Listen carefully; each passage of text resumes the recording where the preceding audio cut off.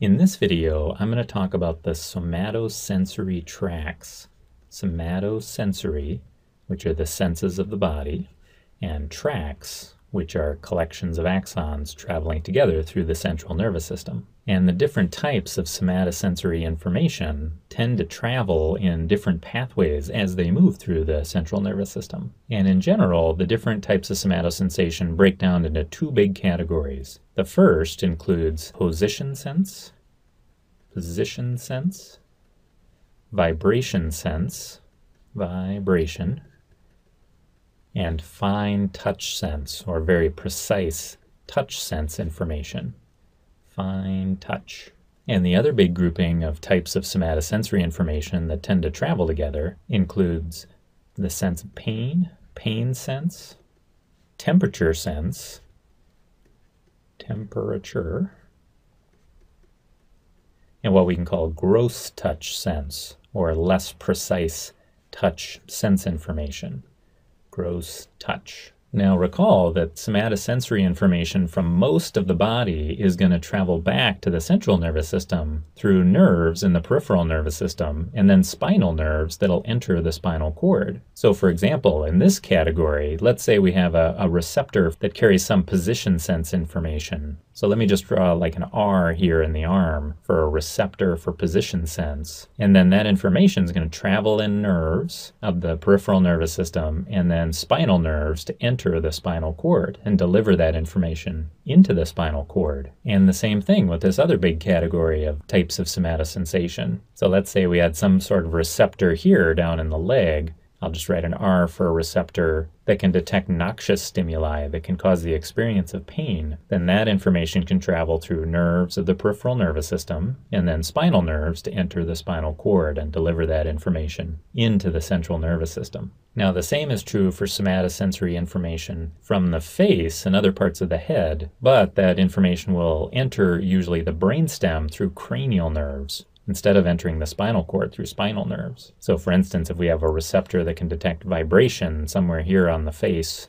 that information could travel through a cranial nerve into the brainstem. And if we had another receptor here in the face that could detect, say, temperature, one of these other types of somatosensation, that also could travel through a cranial nerve and enter the brainstem. But now what happens once this information is delivered into either the spinal cord or into the brainstem? So I've taken the brain and the spinal cord and I've drawn a little bigger illustration over here. And we're still looking at it from the front, but I've kind of cut into the brain here. So we're seeing the inside of the brain and the inside of the spinal cord. And first, let's consider this category of different types of somatosensation, the category that includes pain sense and temperature sense and gross touch sense. So let's say, like I've drawn here, we have some of that coming in from the leg on one side. Let me just draw an arrow showing that information entering the spinal cord down low here. Inside the spinal cord, neuron axons are going to carry that information up to the brain in one of these somatosensory tracts, one of the tracts that's specific to this category of types of somatosensation. And so let me just draw that, but I'm going to leave out some of the details. But one important detail is that it actually crosses to the other side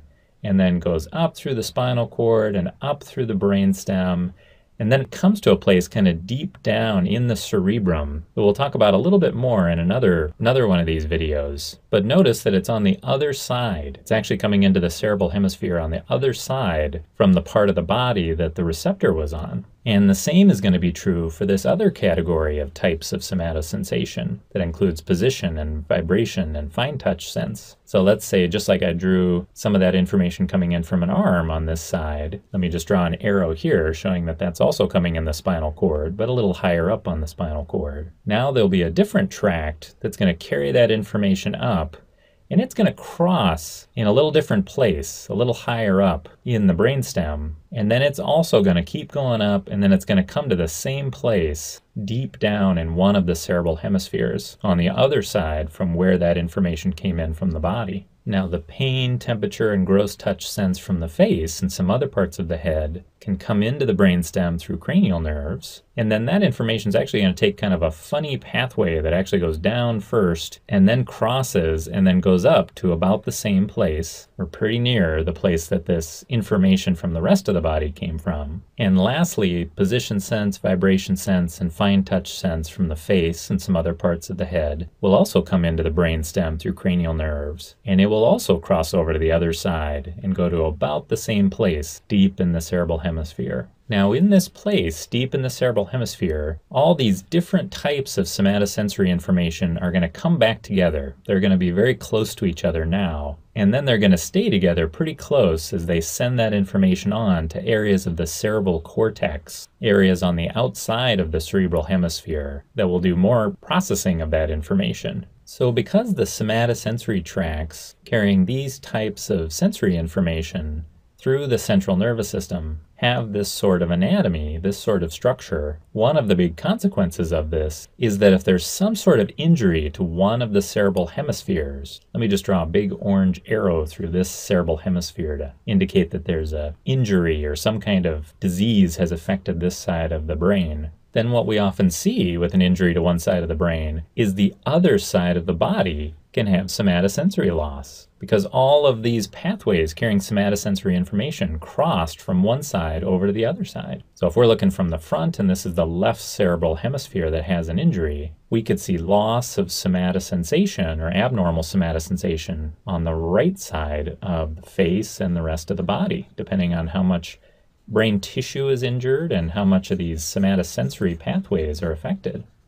And I think you could also see that since all these different pathways have slightly different parts of the central nervous system that they travel to, abnormalities in some different parts of the brainstem or the spinal cord could affect some parts of somatosensation but not others, depending on where the area of abnormality is. So we'll save a lot of the details of the exact anatomy and the places these cross for other videos, but I just wanted to introduce this idea of these somatosensory tracts and why we often see injury to one side of the brain causing somatosensory loss or abnormalities on the other side of the body.